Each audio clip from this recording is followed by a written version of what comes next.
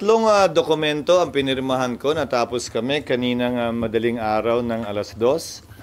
Una ay yung liham sa Kamara na pinagbibigay alam sa kanila ayon sa napagkasunduan sa impeachment court na hindi na matutuloy ang kanilang presentasyon ng articles dahil nagawa na yon kahapon na convene na rin ng court. Sa katunayan, nag-issue na nga ng summons kay Vice President Sara Duterte ang impeachment court. Pangalawa, inilabas ko ang mga pinagbotohang orders ng impeachment court kahapon. Una, kaugnay sa pag-return, yun ang ginamit na salita sa motion, para gawin ang dalawang bagay. Una, na tumatalima sila sa probisyon ng saligang batas kaugnay sa 1-year ban. At pangalawa, magsumite ng resolusyon mula sa 20th Congress na interesado, gusto pa nilang ipursige ang pag-prosecute at sampa ng kaso laban kay VP Sara. Ang sunod na order ay yung summons na sang-ayon sa rules ng impeachment court ay dapat i-issue pagkatapos mag-convene. Lahat yon ginawa at sinagawa namin kahapon. Pero siyempre, kailangan nun ng kaakibat ng mga written orders din. Yun yung hawak nyo ngayon. Sir, anong masasabi dito sa mga nagsasabing in limbo na daw yung impeachment, unconstitutional, baseless, illegal, ang mga ginawa ninyo kagabi? Karapatan ni Numan ang magpahayag ng kanilang opinion. Ginagalang ko yun.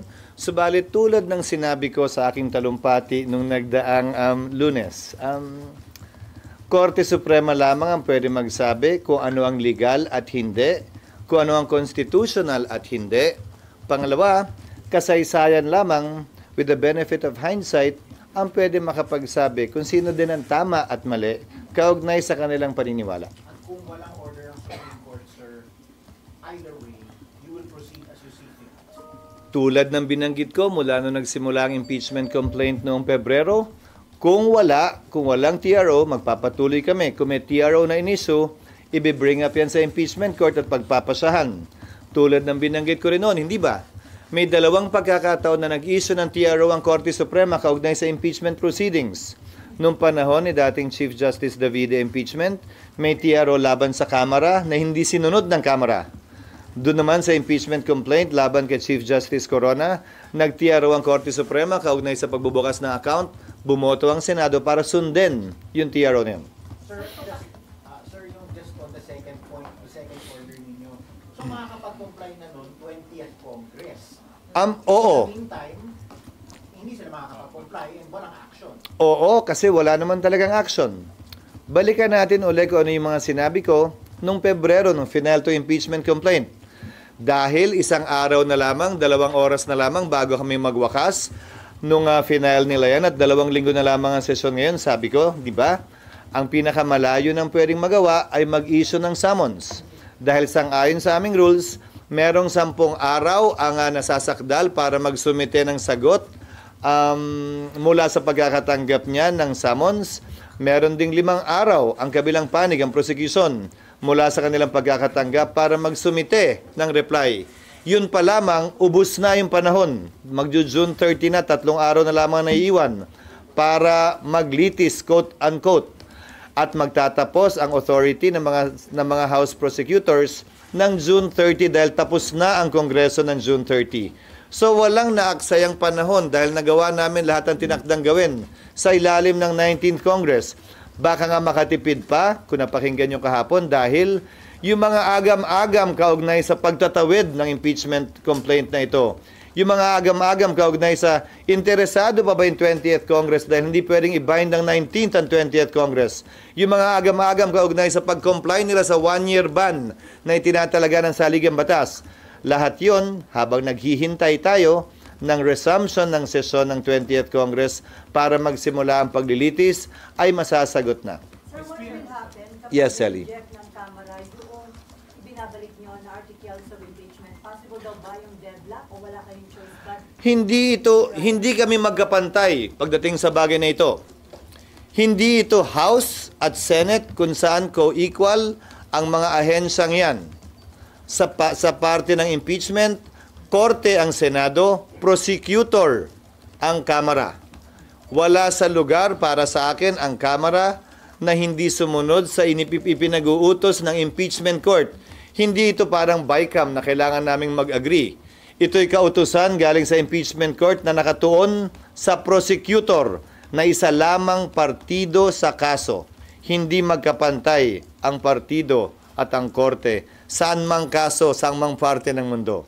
Pero hindi daw trabaho, sir, ng Senado bilang impeachment court para questionin kung dumaan sa tamang proseso yung House. Ito'y trabaho nga daw, o dapat ang mag-question yan kung kumari VP Sara na meron nga pending sa Korte Suprema.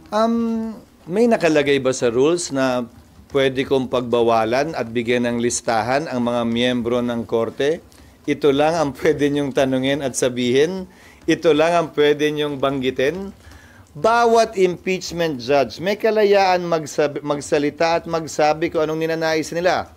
Hindi para sa akin o kanino man ipagbawal ang lalabas at sasambitin ng kanilang mga bibig. Dapat buong galang nating tinatanggap at pinapahintulutan yon. Yan ang ibig sabihin ng pagiging isang deliberative body. So gusto nyo, dahil lamang Korte Suprema ang nagpapasa ng lahat ng bagay ng constitutionality, ni isang miyembro dito walang pwede mag-question ng constitutionality na anumang bagay? Siyempre pwede.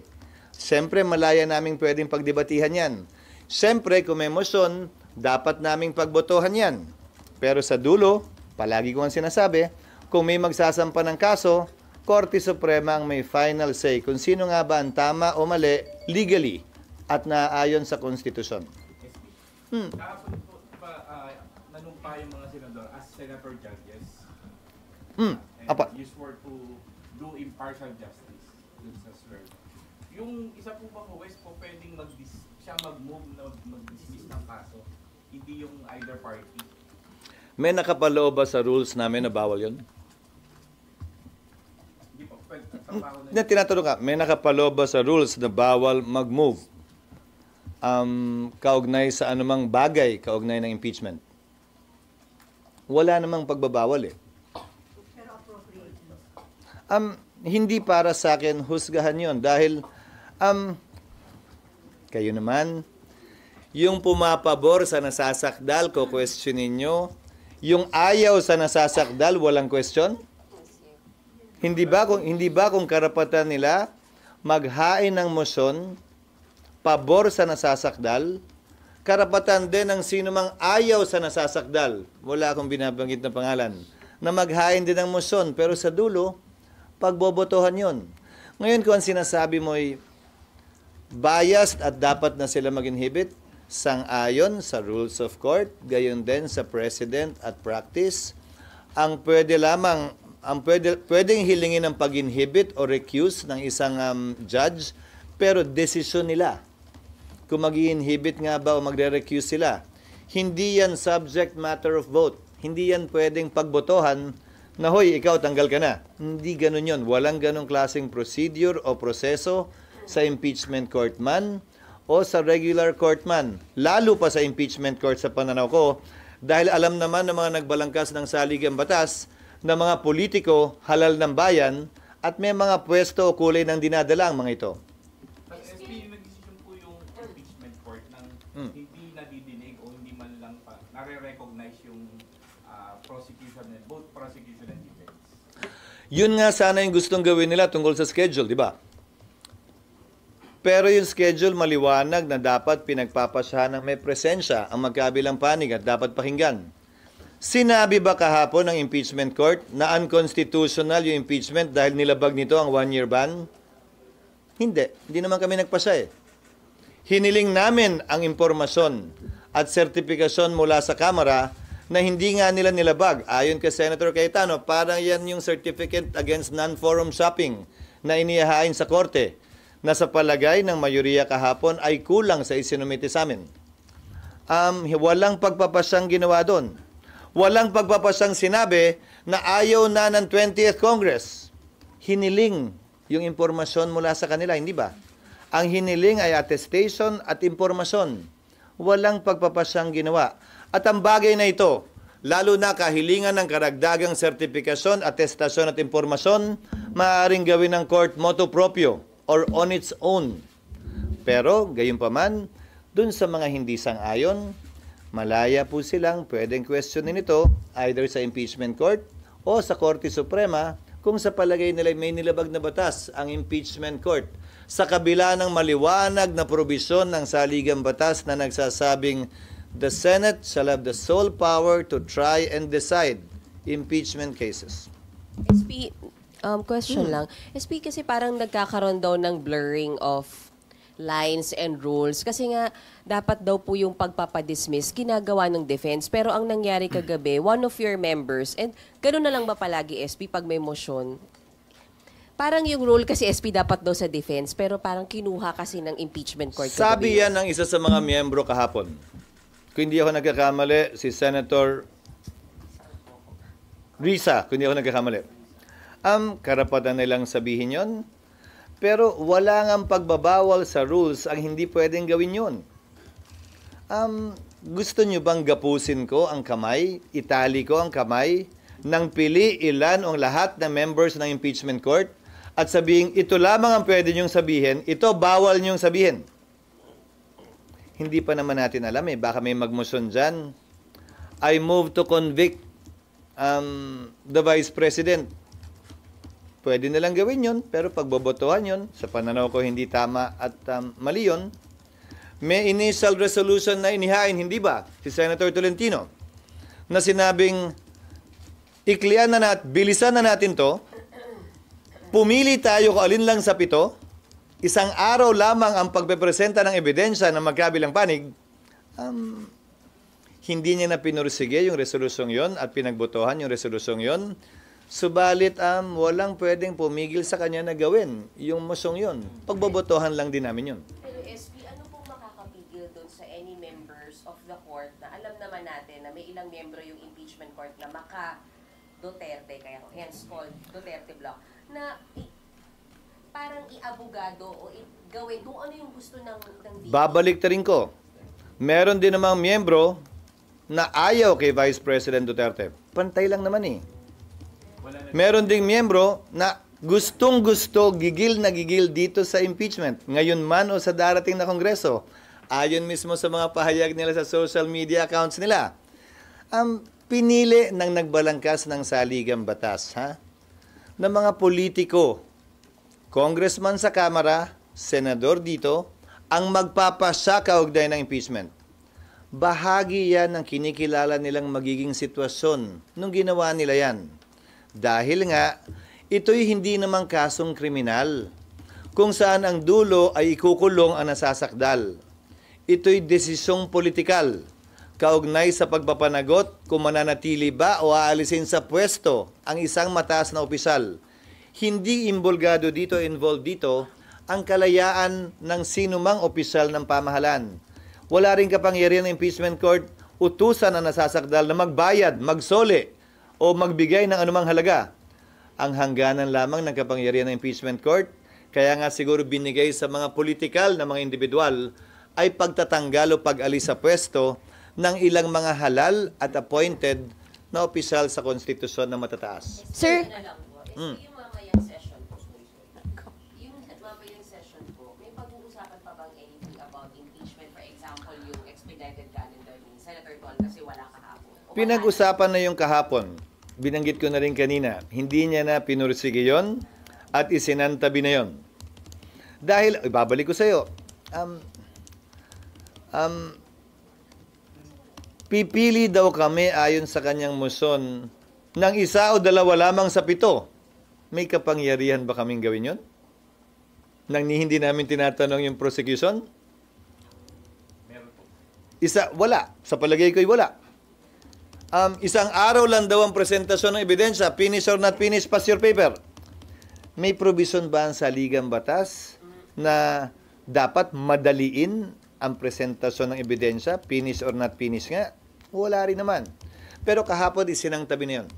Pero yung mga ganong uri ng kahilingan, malayang pwedeng gawin yun ng sinumang senator judge. Sa dulo, kung ipupursige niya at may nag-o-object, pagbobotohan palagi yun.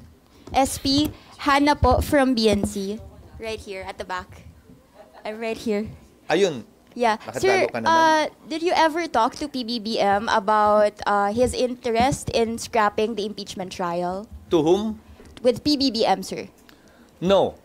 Ang napanood ko lamang ay yung sinabi niya sa kanyang interview kahapon. Kaugnay sa gagalangin daw niya kung ano man ang desisyon ng Senado bilang impeachment court kaugnay sa issue, yun yata ang tanong sa kanya kung tatawid ito sa 20th Congress o hindi.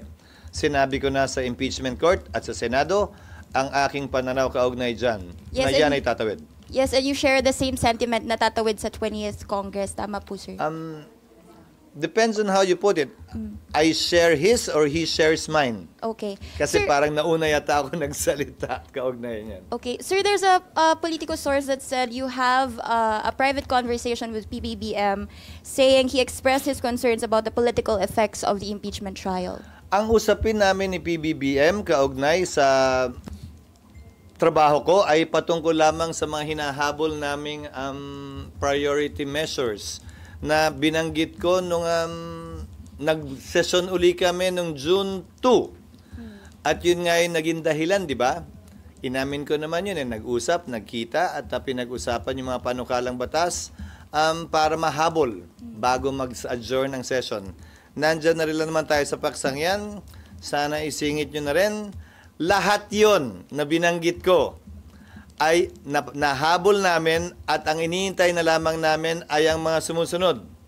Ang postponement ng barangay SK elections na nasa BICAM ngayon, yung nuclear bill na nasa BICAM din ngayon, yung judicial fiscal autonomy bill na nasa BICAM din ngayon at sana mahabol ang ratification mamaya, at panghuli, ang right of way na nasa BICAM din ngayon. So would you say, sir, you're not receiving any guidance as to how the impeachment is being handled? Because, of course, from what we can recall, it was his son who first signed the impeachment complaint from the House to the Senate. Walang change of mind mula sa Malacanang tungkol dito? Hindi ko alam dahil hindi naman ako ang tagapagsalita ng Malacanang para alamin kung nagbago nga ba yun o hindi. So, Ang napanood ko lamang ay yung sinabi ng Pangulo na hindi naman daw talaga siya sang-ayon sa impeachment. Sa interview niya ilang linggo ang nakakaraan. Kay Congressman Sandro, nag-uusap kami, nagde-text kami, pero tungkol din doon sa mga panukalang batas na hinahabol namin itong mga huling araw ng sesyon. Sir, papatanong, ano daw yung explanation ng boto nyo? Ba't bumoto kayo in favor dun sa motion to remand o to return? Pinapaliwanag ko na ilang ulit. Yung posisyon ko, hindi ba, nasa talumpati ko yun nung Lunes.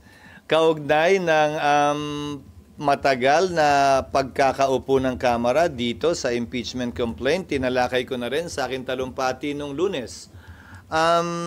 Kung tatawid nga ba ito o hindi, at na hindi pwedeng i-bind ng 19th House ang 20th House, tulad ng hindi pwedeng i-bind ng 19th Senate ang 20th Senate.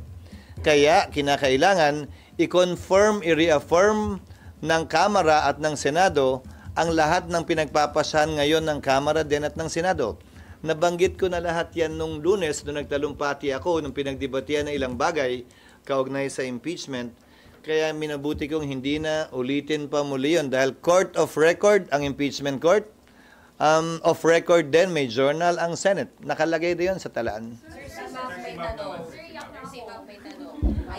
Hindi ako nagtuturo kung sino. Sila yung nangagaw ng mic sa'yo. Sir, clarification lang po. Sa pagbalik ng articles of impeachment sa House, yung jurisdiction nasaan na? Meron pa po bang jurisdiction ng impeachment court or bumalik sa kanila? Walang nagsabing na wala ng jurisdiction. Pakibasa po yung motion ni Alan. Pakibasa po yung siguro hindi rin panawagan ko dun sa 5 kasamahan naming dakdak pa rin ang dakdak sa dismissal. Nakalagay doon without dismissing, without terminating. So the impeachment court retains its jurisdiction. To my mind, that's why we issued summons. How can we issue summons if we do not have jurisdiction? And remember, the order issuing summons came after the vote. I think this is quite clear, even to young lawyers or young law students. Mismo nagsabi na practically dismissed na yun. Ulitin ko, kada individual na miyembro, nakita nyo naman kahapon, kahit nakalagay, without dismissing, without terminating, yung mga bumoto laban doon, ang tingin pa rin, dismiss. So kung ang tingin naman sa kabila ay hindi, again, hindi makokontrol ng presiding officer yung pananaw ng bawat isa. Dahil each senator judge is free to discuss and talk about what they want to talk about. That is especially true when it comes to trial. Malaya silang pwede magsalita, magtanong, magbigay ng manifestasyon, dagdag dun sa mga tanong at manifestasyon ng mga abogado ng magkabilang partido. Sir? Ano po? So, sir, status po ng impeachment court now, yung status po niya, it's not on hold. It has been constituted and convened. Now we are awaiting compliance from the parties on the part of Vice President Sara to submit her answer, on the part of the prosecutors to submit their reply if they should so decide, and to comply with the orders of the court regarding compliance with a one-year ban and a resolution from the 20th Congress while we're awaiting the resumption of session in the 20th Congress. Ano po pwedeng gawin SP ng impeachment court? Anong actions are the impeachment court allowed to take while waiting po bago Wala. meet yung condition? Wala. Dahil kinokonsiderang prejudicial ito ayon sa diskusyon kahapon, yung order sa Kamara. Pangalawa, matatapos na nga. Uy, paulit-ulit na to. Matatapos na nga ang authority ng prosecutors, ng congressman. Hanggang June 30 na lang sila. So gustuhin man namin, wala kaming pwedeng gawin dahil walang representasyon ang prosecution.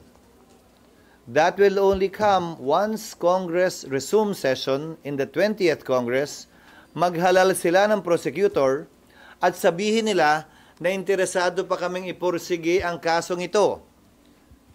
Bilang dagdag na impormasyon, hindi ito imbento o katang-isip dahil ginawa na ito ng Kamara at mga prosecutor nung panahon ni dating Pangulong Estrada. Dahil natanggal na siya dahil sa EDSA sa pamamagitan ng di umano constructive dismissal, kung naalala nyo, hindi na sila nagpakita sa Senado at ayaw na nila ipursige ang kaso. So siguro, parehong kongreso yun ha. So siguro naman, may basehan at karapatan ng Senado. Tanungin ang papasok na kongreso. Gusto pa ba nyo at interesado pa ba kayo? Dahil yung gumawa nito ay yung nagdaang kongreso. And again, the 19th House cannot bind the 20th House. Sir? Yes, it can be by resolution or it can be by a manifestation or any pleading to be filed by the prosecutors in the impeachment court. Hindi ako may kasalanan yan. Ano? The earliest they can do that is July 29. Well, it depends how long it will take them to organize the House. That is beyond me. Ibig sabihin, di ba? July 28, morning session, election of Speaker, election of Senate President, informing the President that the House and the Senate is ready to receive him and listen to his State of the Nation address, which will be held at 3 or 4 p.m. It would depend. Hindi ba? So yung buong araw ng July 28, walang magaganap na trabaho doon. July 29, dahil may bago ng speaker, o parehong speaker, magsisimula na sila mag-organize ng mga committee. Kabilang na ron ang paghalal ng mga deputy speaker, majority floor leader, chairman ng mga komite, kabilang ang chairman ng Justice Committee. At sa parte ng Justice Committee, i-organize naman ngayon nila yung panel of prosecutors. Ang paghalal ng panel of prosecutors para sa akin ay hudyat o senyal na interesado pa rin sila na ipursige ang impeachment complaint na ito. So pwedeng yon ang isang paraan. Pangalawang paraan ay resolusyon na pirmado ng mga miyembro ng Kamara na higit sa 1/3 nito o mga prosecutors ay imamanifest sa Kamara at sa Senado bilang impeachment court na interesado pa talaga silang ipursige ito sa pamamagitan ng isang pleading. Myla again. Si Myla Moon. Baka magtampo Hindi na naman eh. nasagot na rin naman. Hindi. Oo. Pero sir, yung Yes, ma'am. yun pa sir, ini-expect nyo sir na may bagong composition na ngayon 20th, meron kayong sinabing mga paraan kung pwedeng gawin. Pero do you expect na hindi siya magti-trigger ng another filing ng impeachment? Kasi syempre hingi nila na bagong composition kami, we want to also hear muna yung yung impeachment ulit. Do we expect na ganun-ganun lang Sino? kabilis? Na pipirma lang sila, House ba pinag-uusapan natin ng Senado? House, sir. Do you expect na ganun, sir, kabilis yung proseso? Walang Hindi hihilingin na hearing? hindi ko alam. Hindi tulad nila. Ayaw kong pakialaman yung proseso nila bilang senador. Kaya tinatanong namin ito at may hinihiling kaming impormasyon ay dahil impeachment court na kami. Pero lahat ng ginawa nila noon, wala naman akong sinabi eh. So, kung paano nila gagawin, kailan nila gagawin, matapos makonvene ang 20th Congress, nasa sa kanila yan. Kaya din hindi ko maset yung susunod na trial date. Dahil, una, hindi pwedeng i-bind nga ng 19th Senate, ang 20th Senate, at hindi ko alam kung kailan sila magsasubmit ng compliance. So, ang nilagay na lang namin na kautusan kahapon, in consultation with the minority leader, who's also a lawyer, na bar top notcher, sabi ko, paano gagawin? Anong maganda? Sabi niya, to a date to be set by the presiding officer kasi hindi pa naman talaga namin alam kung anong mangyayari sa 20th Congress. Pero last follow-up lang, sir. Yes, ma'am. Sa order niyo, sir, parang lumalabas na stand na, sir, ng impeachment court na talagang since 18 yung bumoto doon, na talagang pwedeng tumawid, nire-recognize dapat ng 20th Congress yung impeachment court. Iyon ang posisyon ko, oo. Hindi, the fact, sir, na majority na, sir, yung bumuo, ibig sabihin, stand na, sir, ng buong court. Ulitin ko, kaya ko lamang magsalita para sa aking sarili at bilang presiding officer. Iyon ang posisyon ko, iyon ang epekto nun sa pananaw ko. At ayon mismo sa ilang mga batikang abogado, kabilang na si, kung hindi ako nagkakamali, Justice at Concom Delegate Ascuna, iyon ang nakikita niyang epekto din nun. Pero ulitin ko, ito ang pananaw namin. Maraming mga papasok pa lamang ng 20th Congress na iba't iba ang pananaw. Papakinggan namin sila pagdating ng resumption ng sesyon sa 20th Congress. So SP, magko-convene lang ang impeachment court. Yung pagko-convene ulit ng impeachment court, magdedepende sa Kamara. Pag nagsumite ng compliance, oo. Maliban na lang. Kung sa 20th Congress, mag-convene ang impeachment court, bawiin itong ginawa ng impeachment court na ito, mag-set ng trial date, at gawin ang ibang bagay na gusto nilang gawin. Kaya ginawang presiding officer will set. Kasi kung isa-set lang naman yung date matapos nilang magsumite ng compliance, hindi na kailangan mag-convene at mag-robe. Presiding officer na lang, based on consultation, iset yung date. Kasi wala namang gagawin eh. Wala nang change costume. Di ba? Isa-set na lang dapat ng presiding officer. Yun yung logic sa likod ng ang presiding officer ang magse-set. Yung update lang dun sa compliance na binabanggit mo, kung mai-serve na ba at tinanggap na yung office ni VP Sara yung alam ko, inutusan ko na ang Sergeant at Arms na i-serve personally yung dalawang order na yan kay Vice President Sara bilang nasasakdal at sa House Prosecutors bilang prosecutors at gayon din sa Kamara para pagbigay alam sa kanila na wala nang mangyayaring presentasyon mamayang hapon. We sent an advanced email copy last night, a little past midnight. But it'll be served personally on them this morning. Sir, so paano mamaya? Puro Senate adjournment, graduation na lang? Mamaya, valedictory ng mga miyembro. Dapat nga, kahapon yon dahil ngayon dapat yung impeachment, hindi ba? Kaya in-schedule ko kahapon, nasa agenda yon. At saka yung mga bicameral conference committee reports na sana makahabol pa. As they come, we will ratify them in between the valedictory speeches of the graduating and finishing senators. Sir, may pataasa ba yung wage hike? Pinapadap po sa House. Sino mag-aanap? Kahapon, ang sinabi ko sa kanila, sa ilang miyembro ng Kamara, nagbuo kami ng BICAM. Sabi nila, gusto ro nilang i-adapt yung Senate version. Sabi ko, i-adapt nyo, thank you. At wala kaming interest, sabi namin, na i-adapt yung sa inyo dahil wala kaming nakitang study man lamang doon sa pinasa nilang 200. At sinabi ko rin sa kanila kahapon, talaga bang ganito na ang gagawin ninyo?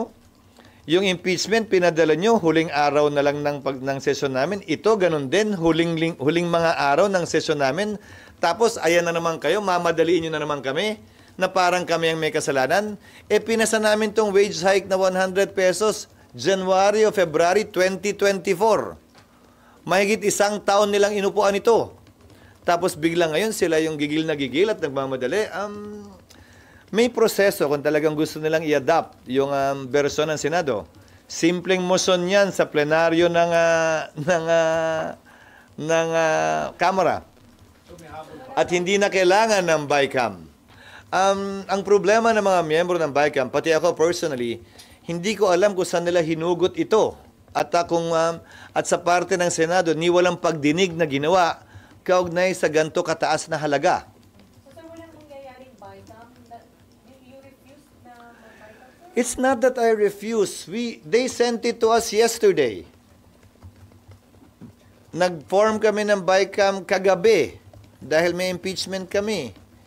Buong umaga ngayon hanggang hapon mamaya ay may CA kami. May humigit kumulang 100 pa yata at 20 opisyal na nominado at appointed ang kailangan namin i-confirm. Paumanhin sa Kamara pero mahigit 300 sila. Kami 23 na ginagawa ang parehong trabahong ginagawa nila. So hanggat maaari sana, mas bigyan nila kami ng mahabang panahon dahil sila ay mas marami naman na nagtatrabaho sa parehong proseso ng legislasyon. may info kayo kung available ang House ni Adapt yung Senate version? Yun ang sinabi nila sa akin kahapon. Pero gusto pa rin nila mag-BICAM kaya hindi ko maunawaan. Bakit magba-BICAM kung... ibig sabihin, hindi sila sang-ayon. Again, akala ko ba sang-ayon sila? So, sino ba talagang nagdidikta at nagkukumpas at nagsasabi ng posisyon? O so kung sinasabi mong hinahagil sa ganyan, ibig sabihin, wala silang balak i-adapt yun. So kapag hindi na-adapt, malabo na, sir. Wala kaming oras para gawin yun. Ulitin ko ayan na naman Bakit ba kung kailan huli, biglang sasabihin, dinedelay namin at wala kaming oras para i-adapt yun, kapapadala lang nila. Kung pinadala sana nila, bago kami nag-adjourn noon pa, mas madali-daling pag-usapan yan at mapag-aralan.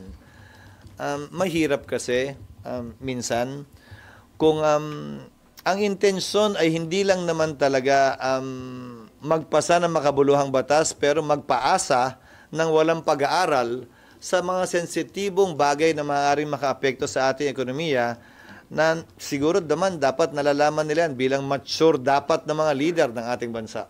SP, sorry. Yung certification po ba of non-forum shopping, is that a requirement po? In the rules of court, it is. SP, sorry, balik. Ito ay, hindi ito certificate of non-forum shopping. Sinabi ni Senator Judge Cayetano kahapon, ito'y parang ganon, na nire-require ng korte sa mga litigants. So, ni-require ng korte kahapon na mag-certify kayo na hindi ninyo nilabag yung 1-year ban na itinatalaga ng saligang batas. Certify meaning letter sent to the impeachment court? Na pinapaliwanag nila, pleading na tayo kasi impeachment court na to Sinecertify nila na hindi at anong sabi ng mga senator judges? Kahit yung mga bumoto laban dito. SP, ano po? Hindi natin pwede pagpasahan to dahil wala tayong hawak.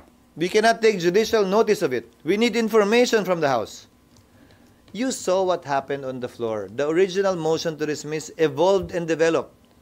So, ganun ba? Kailangan ng impormasyon? O di sige, kunin natin yung impormasyon sa House. Hindi nyo nga ba nilabag ito? Now, there is no position taken na nilabag. Contrary to what some of the members are saying, that we decided on this, that we cannot say it's unconstitutional. We're not saying it's unconstitutional. In fact, we're asking them. And the information will come in the form of pleading. Yes. Yes, a compliance. Pero yung communication that they will pursue resolution. It can all... Ulitin ko, ayokong diktahan. Pero, hindi, ayokong diktahan. Pero magpapasa sila ng resolusyon at i-quote at Ito'y opinion ko bilang abogado, hindi ko sila dinidiktahan. Sa tingin ko, ang dapat nilang gawin, magpasa sila ng resolusyon at yung resolusyon yon ipaloob nila sa isang compliance na pleading na isasubmit nila sa impeachment court. Hindi nila isusumite yung resolusyon mismo sa impeachment court. Ulitin ko impeachment court na tayo. Lahat ng mga submission, ang tawag ay pleading, may title, may case number. So, hindi yung ordinaryong resolusyon ipapastamp receive lang. Everything should be coursed through a pleading already once it pertains to the court. SP, that would have been determined and discussed during the trial process. Which one? Yun, kung meron bang violation dun sa 1 year pa. I-discuss, hindi, compliance lang yun. Natupad na nila yun kung magsumiti sila. Ngayon, kung may senator judge na magtatanong, kaugnay nun, pagdating ng 20th Congress, hindi ko na kayang i-predict yun. Pero nag-comply na sila, baka naman tapos na yun doon. Di ba? Sandali lang, please. Sir, sorry.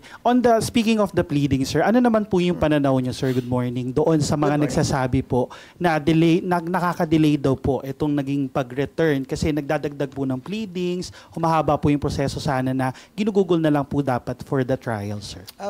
For the nth time. For the nth time, the most we could do during the 19th Congress, before Congress adjourns, and before the 19th Congress ends, is to issue summons. We've done that. And okay. Itong paghingi namin ng impormasyon, dagdag na trabaho siguro sa prosecution, pero ano naman ngayon, akala ko ba gigil na gigil sila dito? Ito trabaho nila. Pero, paano makakadelay? Wala naman pwedeng mangyari. In fact, mapapabilis pa dahil habang nakarecess kami, habang walang trial, habang hindi pa pumapasok ang ika-20 Kongreso, ay magagawa na nila to at mapaghahandaan. Dahil baka mamaya, si Senator Bato ay bahagi pa rin, si Senator Cayetano ay bahagi pa rin ng 20th Congress. Kung hindi namin to ginawa ngayon, paano pag ginawa nila yan pagpasok ng 20th Congress Impeachment Court? Doon pala magsisimula yan? Hindi ba magandang nasimulan na yan ngayon at baka matapos na rin yan ngayon at matuldukan na ngayon? So, asan yung delay? Ulitin ko isa lamang ang pwede naming magawa, mag-issue ng summons. Nagawa namin yun. May dagdag pa nga eh. At saka, isa pa, dapat ngayong araw yung namin gagawin yun, di ba? Di ba dapat ngayong araw namin gagawin yung pag-convene, pag-issue ng summons, ngayong araw namin gagawin, lahat to. Nagawa na nga kahapon eh. May kasabihan tayo, yung bulag minsan mas madali pang makakita kaysa sa nagbubulag-bulagan. At yung bingi mas madali pang makarinig kaysa sa nagbibingi-bingihan. Klaro ang ginawa ng Senado nitong mga nagdaang araw. Tungkol sa bulag o... Kung hindi nga gusto yun ng impeachment court ng 20th Congress, and yet the impeachment court of the 19th Congress, tinali yun na yung kamay ng impeachment. Hindi. Paano kung gusto rin nila yun? Paano kung ayaw? Pagpapasahan nyo ng 20th Congress. Hindi namin sila pwedeng itali. Ulitin ko pag sinabi ng 20th Congress, kunwari, ayaw magsumite ng Kamara nung hinihiling ng resolusyon. Ayaw. Pagdating na impeachment court ng 20th Congress, sasabihin nila, hindi naman talaga kailangan yan. I move na magpatuloy tayo ng kahit hindi tayo pinansin, kahit hindi tayo sinunod, kahit hindi ginalang yung impeachment court. Pagbabotohan namin. Kung sino may mayoryang boto, siya masusunod. Paano pag hindi namin ginawa to? At pagdating ng 20th Congress, tulad ng sinabi ko, nandun pa naman si Senator Judges Bato and Cayetano. Doon pa lang nila ginawa to. Pagbobotohan, kung manalo, iintayin namin uli. Hindi ba nakatipid nga ng oras na ngayon, na itanong na lahat to, na ipukol na lahat to, mabibigyan na sila ng pagkakataon na masolusyonan at maresolbahan ito bago pa man at habang naghihintay kami ng 20th Congress. Is it also possible na yung impeachment Alam kong court... patapos na to pagpapunta na tayo sa building eh. Pero wala pa, sir. wala pa Mamaya. tayo. Mamaya po. Huwag kang magalala, hindi tayo abot dun sa pangilan? Hindi ko na alam. Sir, possible po ba na yung impeachment court ng 20th Congress, piliin nila na, okay, magantay na lang tayo forever until isubmit nila yung mga hinihingi natin ng mga resolutions? Hindi ko, again, in the realm of possibilities, everything is possible. A hypothetical question like that is possible, but please don't quote me na mangyayari yun. Lahat naman yan posible, pero hindi ko kayang i-predict kung yan nga ang mangyayari o gagawin. Kung ano man ang sasabihin nila, kung ano man ang mangyayari, dadaan sa motion yan at pagbobotohan yan. Hindi ba yan ang palagi kong sinasabi? At least nakita nyo, sa Senado man o sa impeachment court, na lahat yon dadaan sa botohan. Nung una, hindi ba may agam-agam kayo? So pwede bang pagbotohan na hindi sumunod sa saligang batas? Wala namang ganung boto, hindi ba? Pero anumang motion, anumang kahilingan at kagustuhan, pagbobotohan. Kahit na nung sa kaso na sa sitwasyon ni Senator Risa, nag-move, hindi ba, para sumumpa ang impeachment court judges, si Senator Pimentel. Tumayo si Senator Ontiveros, hindi pwede pagbotohan to. Nag-move yung minority leader niya, sabi niya, hindi, lahat to pinagbobotohan. Lahat to'y dadaan sa botohan. Everything must be settled through a vote because we are a collegial and deliberative body. Sir, may precedent ba yung pag-remand? Kasi yung sinasabi ni Senator Lisa Caco, it's never found in the rules, wala yung ganyan, walang wording na return. Pero may Pang-apat na impeachment complaint lamang ito na natuloy sa Senado. Hindi ganun kayaman ang President's kaugnay nito. But Senator Ontiveros should remember that the impeachment court is sui generis. We are a class of its own. The impeachment court is a class of its own.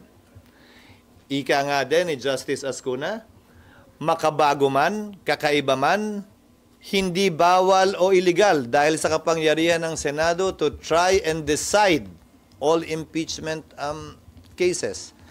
Na hindi ba nagawa pa noon, ibig sabihin bawal at mali. De kung ano yung buhay ng mga primitibong tao, yung pa rin ang buhay natin ngayon dahil walang bagong pwedeng gawin o magawa. Ngayon kung sa pananaw at palagay niya ay illegal yan, ginagalang ko ang kanyang karapatan na questionin ito sa Korte Suprema.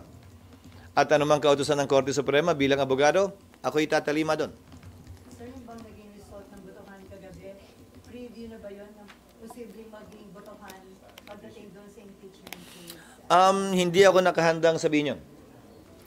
Dahil ang pinagbotohan namin ay yung motion lamang ni Senator Cayetano at hindi tungkol, Senator Cayetano Alan, dalawa nga pala, at hindi yung kung guilty or not guilty, kung may ginawa bang mali o wala ang nasasakdal. Malayo at hindi pa tayo daarting doon. Sir? Yung nasettle daw kagabi, hindi lang yung motion ni Senator Alan. Pero yung botohan sa Senate leadership in the 30th Congress. Hindi ko rin nakikita yon dahil yung bumoto laban at pabor sa motion kahapon ay mega graduate at hindi naman naabot ng 20th Congress. So, tumawid sa magkabilang panig ng motion yon. So, hindi ko rin nakikitang hindi ko rin nakikitang sumasalamin yon sa magiging botohan sa pagpili ng Senate President. So, sir, ang sitwasyon ngayon, nandun yung uncertainty kung magkakaroon pa ng impeachment. Sino? Ulitin ko. Yung bulag, mas madaling makakita sa nagbubulag-bulagan. Nag-issue na kami ng summons, iniintay namin kung may duda pa sa alinlangan.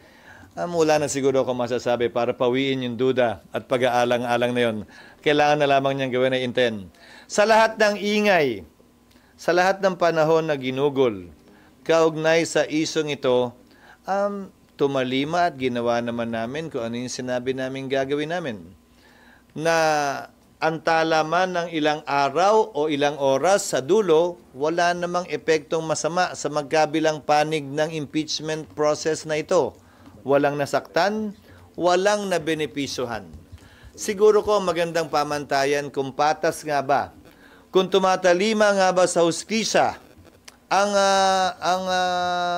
gawain ng isang korte, partikular ang impeachment court, ay kung ang magkabilang panig ay may rason para sumaya, may rason para malungkot. Hindi yung isang panig lang yung palaging masaya o malungkot.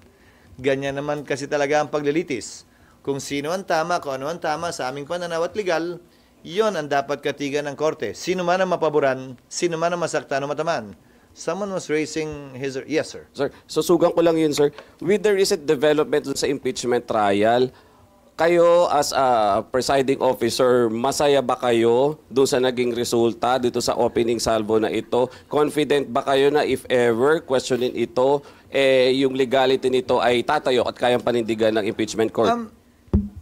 Una, hindi ako masaya dahil hindi pala ako pwedeng mag-bathroom break dahil hindi pala pwedeng umupo ang pro tem. Wala nga palang pro tem sa impeachment court.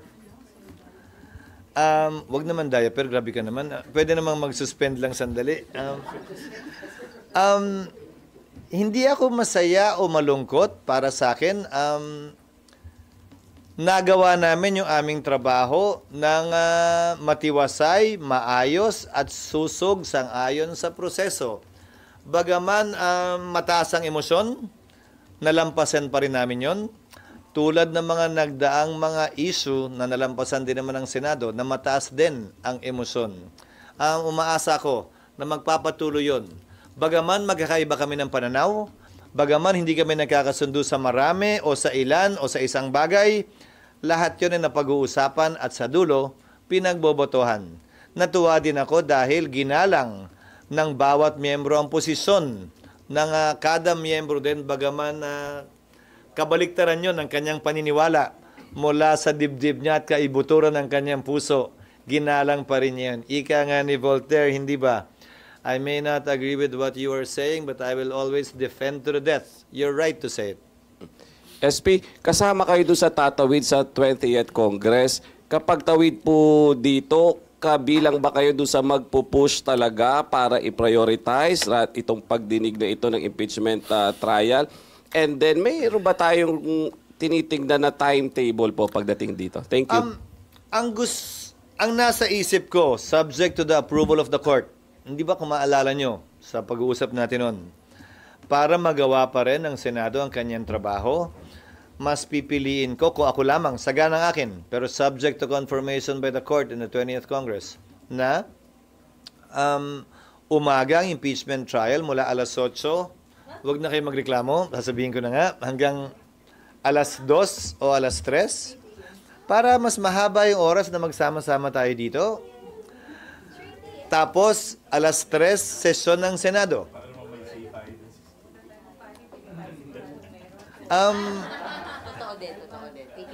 Hindi, sinasabi ko lang, kung ako ang tatanungin, para magawa pa rin namin yung trabaho namin. Tandaan nyo, nagsisimula pa lamang ang kongreso nito. So, yung mga bill ay kailangan dinggin sa komite bago makarating sa plenaryo. Sa totoo lang, mas importante ang komite sa mga unang linggo at buwan ng Senado dahil wala namang makakarating sa plenaryo kung walang komite na nagfa-function. Pero hindi naman pwede na hindi kami pumukpok ng martilyo o ng gavel para i-convene ang sesyon. So sa hapon, habang nagsesesyon, i-authorize namin ng mga komite na magkaroon ng pagdinig para may ma-churn out, may mailabas ng mga resolusyon at panukalang batas ang mga komite na pwedeng pag-usapan sa plenaryo.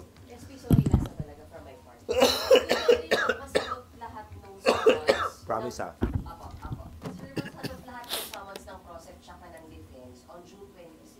Tapos mabigay yung attestation, pwede kayong mag-trial o hindi? O hiihintay nyo talaga yung reso from the 20th? Dalawa yung hiniling. Hindi lang,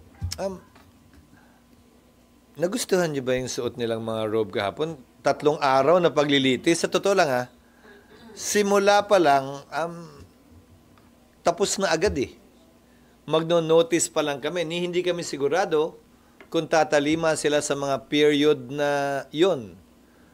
Halimbawa, sorry, nag-practice kasi ko noon receipt controls when the 10-day period will start. So, hindi naman porkit ngayon pinadala, ngayon di matatanggap, so magbibilang na uli kayo. Hindi, pati yung reply ng prosecutors. Pati yung pagpapadala niya, paano pag pinadala sa post office na ginagawa minsan ng mga litigant yon? It is the date of mailing that controls. So, kailangan naming intayin yun na mangyari at dumating.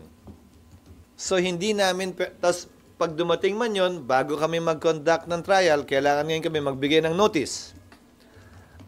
Siyempre, may sapat na panahon dapat para mabigyan sila ng impormasyon kung kailan nga ba ang paglilitis.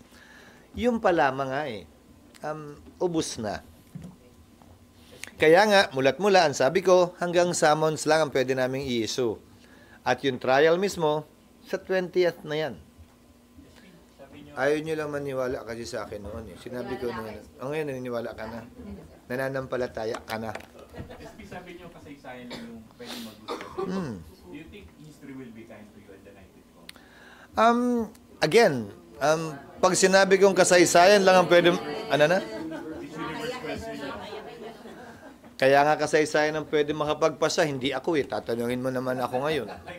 Again, I say that history should be the judge of all of our actions because history will have the the future will have the benefit of hindsight. Mas malawak na ang pananaw. Ano mang bagay na tiningnan mo ng malapitan, ano mang bagay yan, kahit text ng telepono mo, hindi mo makikita at mababasa na maliwanag, hindi ba? Bigyan mo ng konting distansya, medyo mas maliwanag-liwanag mo na makikita. That for me is hindsight. That for me is history. And I think that would be a better judge than all of us who are living at this time with our own prejudices, with our own biases, with our own political colors that we're carrying, at least within the polling places when we vote. Huh? As what? As what?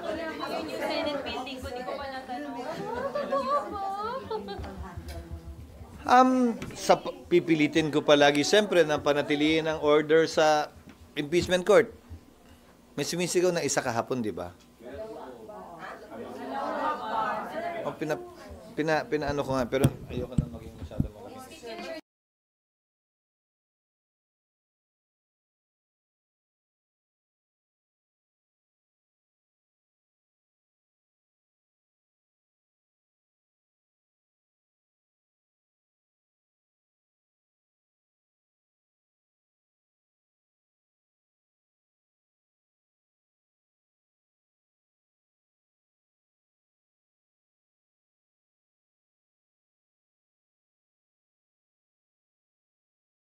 Politically charged na mga proseso, kabilang na ang impeachment. Kung maalala mo, ang unang kongreso na kinabilangan ko, yung 11th Congress, 28 years old ako noon. Yun ang kongresong nagtangka mag-impeach kay Pangulong Estrada. Yun ang kongresong nagkaroon ng 3 speaker sa loob ng 3 taon. Hanggang ngayon, yun ang kaisa-isang kongresong nagkaroon ng 3 speaker sa 3 taon at nag-impeach ng Pangulo. So, sa pananaw at palagay ko, base sa aking karanasan, normal na mataas ang emosyon ng mga miyembro dahil nga may mga pinangahawakan ng kada miyembro matitinding damdamin sa mga isyong pinag-uusapan at pinagbobotohan. Hindi ko na kinailangan pang kausapin sino man dahil sila na mismo ang lumapit sa isa't isa, napanood nyo rin naman, at nung medyo lumamig ay humiling ng pag-unawa sa nangyari, ilang minuto ang nakalipas lamang. Hindi na nga umabot doon dahil bago pa mag-suspend ay nilapitan na nila isa't isa at nagyakapan.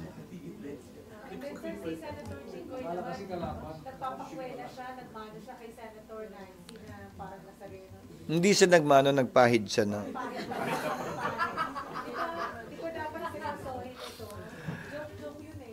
The Senate was suspended at that time.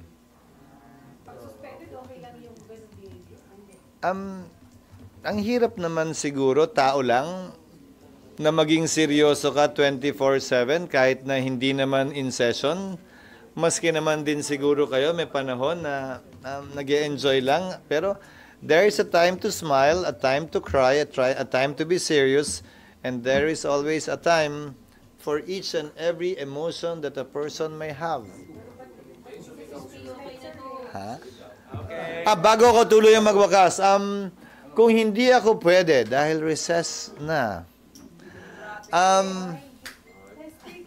Kami pupunta. Sige, speak ko muna. Okay lang. Sorsogon, SP? Teka.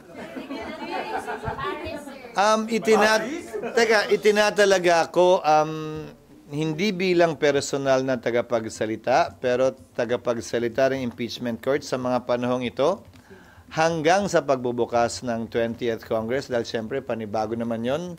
Itong break, kung may katanungan, kung hindi ako pwede, si Attorney Reggie Tonggol, tama ang pronunciation ko, si Attorney Reggie,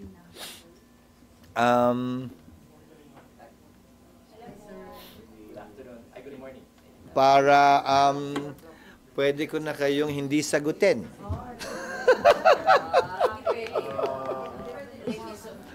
At hindi ako maniniwalang tungkol muna sa building yun, tapos liliko sa impeachment. Thank you and good morning.